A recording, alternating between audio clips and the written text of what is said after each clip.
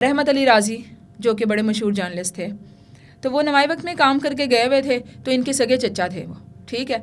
तो जब उनकी डेथ हुई तो ऑब्वियसली सब मुझे ही फ़ोन कर रहे थे, तो उनको पता था कि चचा ससुर हैं। अब मेरी उस वक्त भी बेटी पैदा होने वाली थी, तो मेरी बहुत तबीयत ख़राब थी, लेकिन फिर भी मैं वहाँ पर गई अपनी इज़्ज़त रखने के लिए। इन लोगों ने तो मुझे वहाँ भी नहीं बुलाया था।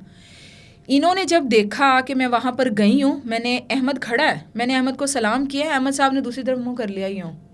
मेरे बहन भाइयों ने इनको सलाम किया, अहमद साहब नहीं पहचान रहे हैं। अच्छा जी। फिर मैं अंदर गई हूँ, तो राजी साहब ने ना नीचे से ऊपर तक उनके स्टेयर्स हैं, ठीक है। तो ऊपर गई हूँ, ना मेरी सास मुझे पहचान रही है, ना मेरी नंद पहचान रही, कोई भी नहीं पहचान रहा। मैं वहाँ जाके बैठ गई। हुआ क्या कि वो जैसे इनकी फ़र्स्ट वाइफ अंदर आई है ना, आंटी ने कहा थल्ले चल। स्वेलिंग मेरे पाँव में इतनी ज़्यादा, दीवारें पकड़ पकड़ के मैं चल रही हूँ, पकड़ के मुझे बाजू नीचे घसीट के ले गई।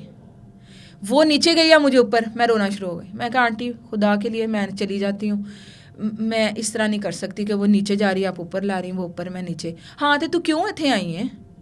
मैंने कहा आंटी आपके इनके सगे चचा की डेथ हुई है और मेरे ऑफिस में भी काम कर चुके हैं, तो मैं बहू भी हूँ आपकी, अहमद की वाइफ हूँ।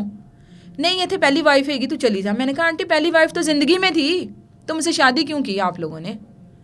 मैं रोते हुए वहाँ से निकली। मेरी माँ ने कहा ये तुम्हें ज़िंदगी में कभी सुख नहीं देगा बंदा।